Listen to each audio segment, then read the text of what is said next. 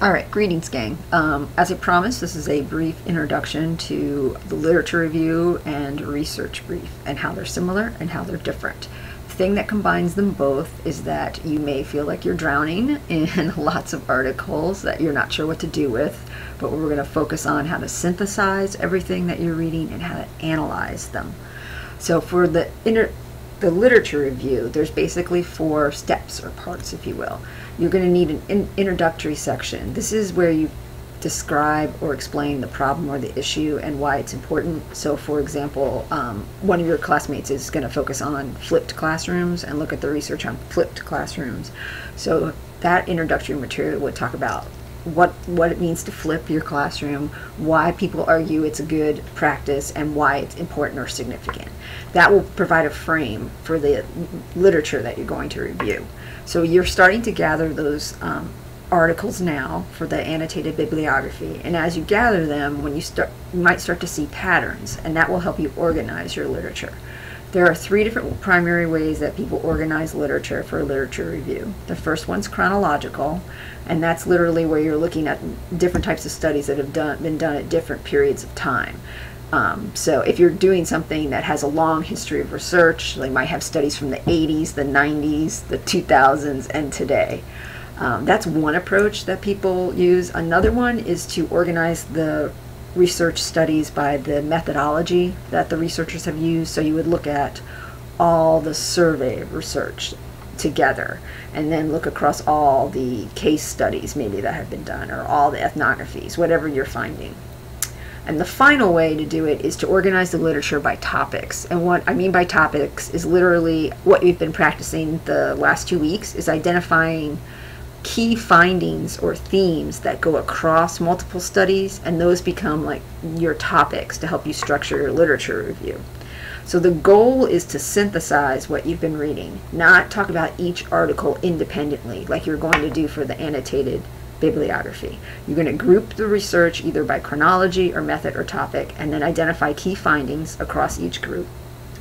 The final step is the analysis, and that's where you're going to pose questions or point out to your reader what might be missing from the research that already exists, what types of studies need to be done next to kind of fill that gap, maybe what groups of people have not been looked at by researchers in terms of this particular issue or problem or educational method, whatever it is.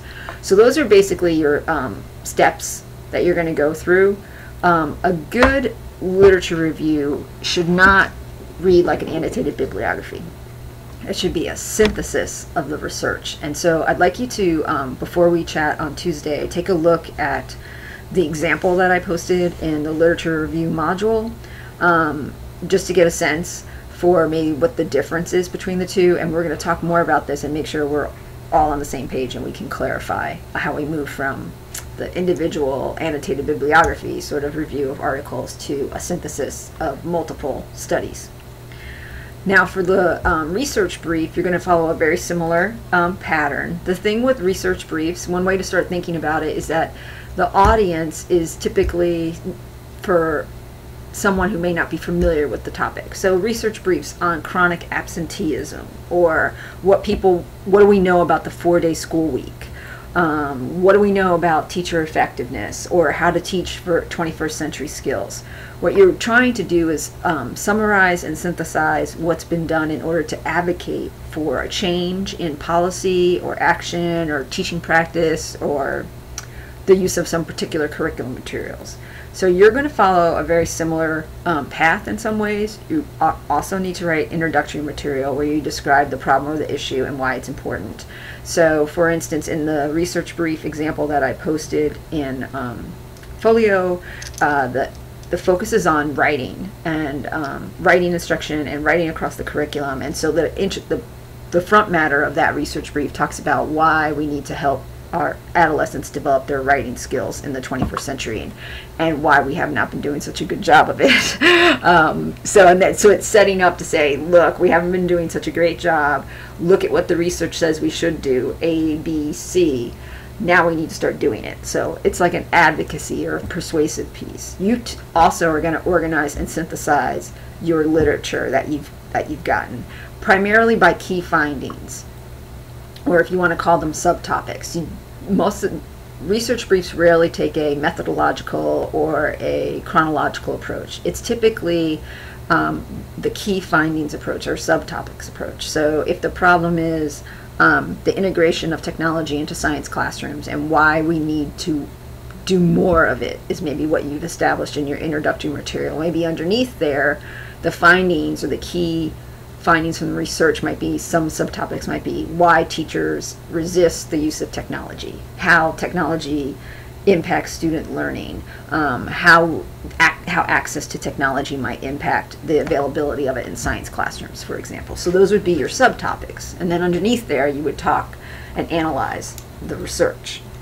Your analysis, again, near the end, so this is like the concluding material, is where you want to advocate for how teachers, policymakers, administrators, whoever you're gearing your research brief to. Remember, you need to have a particular audience in mind for this one.